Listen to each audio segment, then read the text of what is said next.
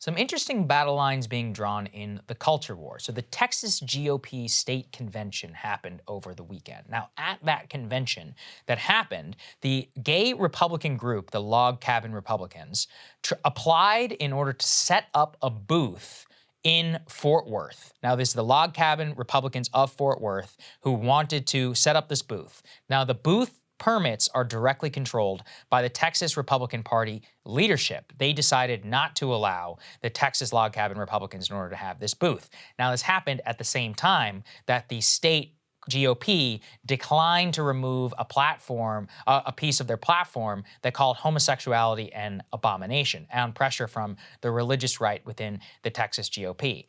Now, though, it's actually becoming a national issue amongst the Trump campaign and for Republicans. So let's put this up there on the screen, because here you have the direct quote from Donald Trump Jr. This was actually given directly to Breitbart, where Trump Jr. decries this, saying, quote, "The Texas GOP should focus its energy on fighting back against the radical Democrats and weak rhinos instead of canceling a group of gay conservatives who are standing with us in the breach." So obviously Trump himself is not weighing in, but Trump Jr., I think it's highly unusual that he would issue an endorsement or a statement without the approval of Trump. People forget this. Donald Trump was actually the first president ever elected in order to endorse gay marriage whenever he was sworn into the Oval Office. Not really something that appears in the battle lines. But the reason I thought this was interesting and worth covering is it kind of shows the barstool split that I've talked about in the past, which is that you have the evangelical right,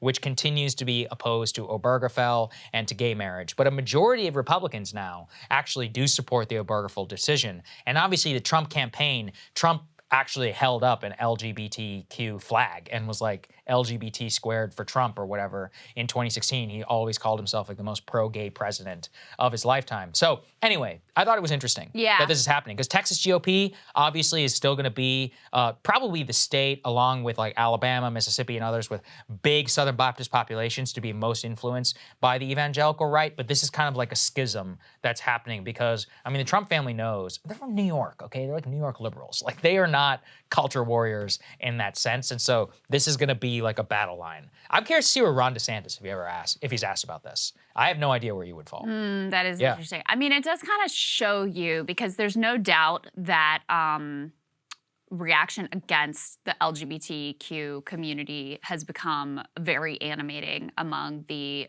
I mean, it's always animating on the evangelical base, but also among the like hard right fringe. So like you saw those Patriot Front people showing up at a Pride event, getting arrested ultimately. There have been other stories about people showing up at like, you know, gay bars and stuff like that. Obviously that's been codified in Florida and other places through the so-called Don't Say Gay law, which is meant to be, you know, it's very vague. And there's a lot of emphasis on, oh, no, we're not talking about gay people, we're talking about transgender people, that's our concern over here. But clearly there's been a big spillover effect that has made this a very animating issue for a significant part of the party. And so I think the party Donald Trump ran in 2016, where he could say, like, you know, have the gay flag and run on gay marriage and all that stuff, I think that party is very different now. I think it's much harder to, you know, kind of lean into those issues than it was now, because you've had the return of all this, like, this groomer discourse, which was always used to make gay people, you know, seem like they were deviant and like they were criminals and like they were preying on children.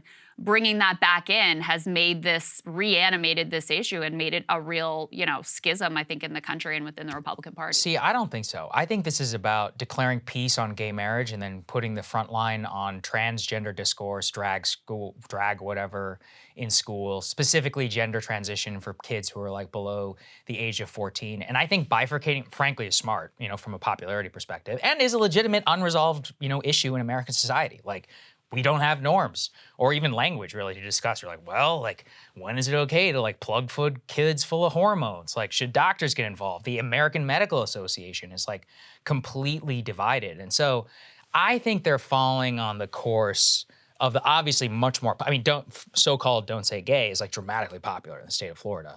And I mean, even if you look at Texas and some of the moves that they're making, like the people of Texas are very much behind some of these new rules. And I mean, I even saw the New York Times, this is how I always know the center left is grappling with something, when they're like, yeah, doctors have a lot of questions about transition between the age of below the age of 14. Well, what they dig into is the debate within the community of people who care for transgender people over how long the process should be before young people like prepubescent are put on puberty blockers. So which is irreversible. It's not that's not true. Puberty blockers you can stop taking and then you go through puberty. They've been used. You're talking about hormones. Yes. Puberty blockers have been used for a long time in girls who have I think they call it precocious puberty, where they have the onset of like menstruation, things like that, very early. And so they've been used for a long time in girls who have that issue. And then, once you stop taking the puberty blockers,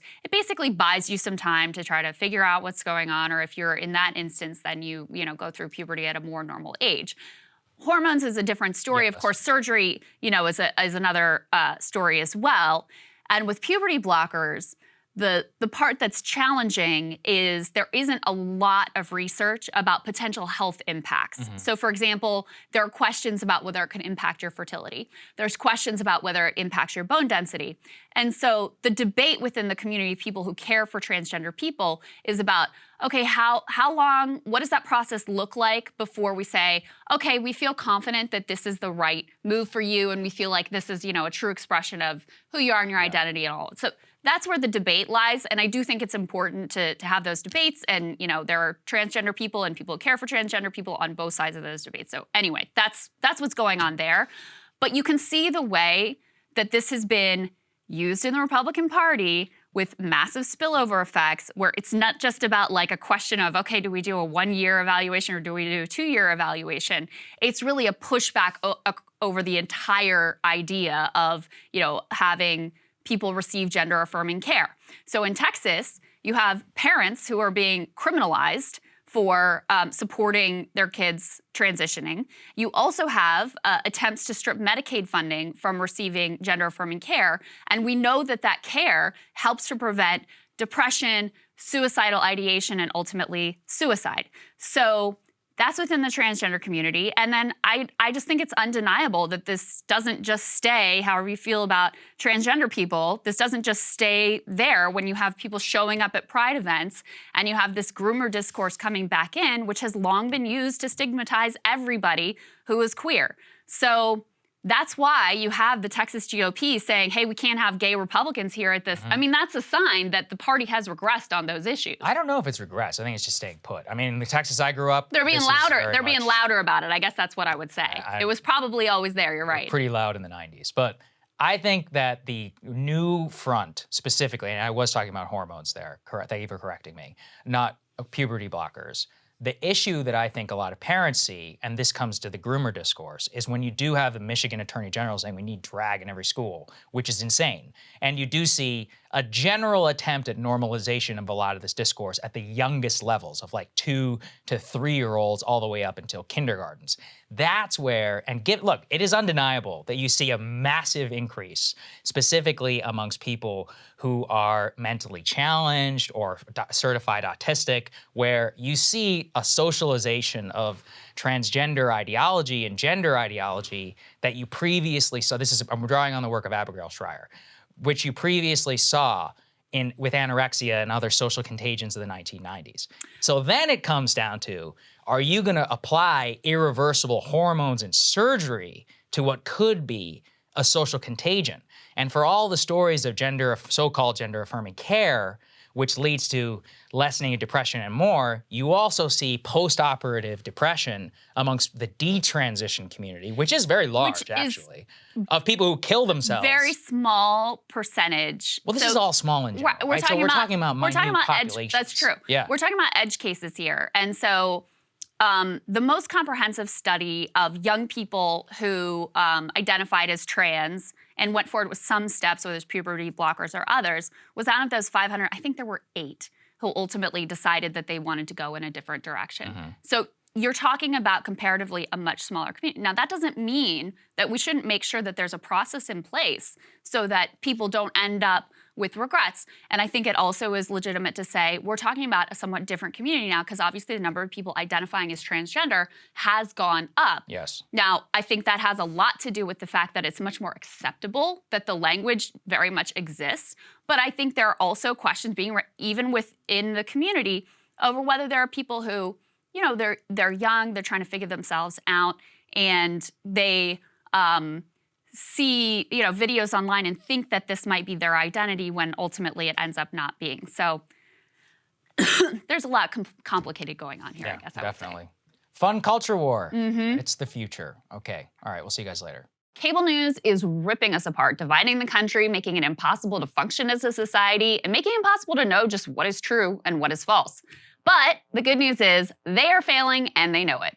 That is why we're building something new, a new mainstream, a healthier one, something more trustworthy, something that we are going to need in one of the most pivotal times in American history. We are building up here for the midterms, for the upcoming presidential election, but we need your help. So if you can help us out by becoming a premium member today at breakingpoints.com, we're trying to change America for the better and the entire world. So what are you waiting for, guys? Go to breakingpoints.com and sign up and help us build a new mainstream.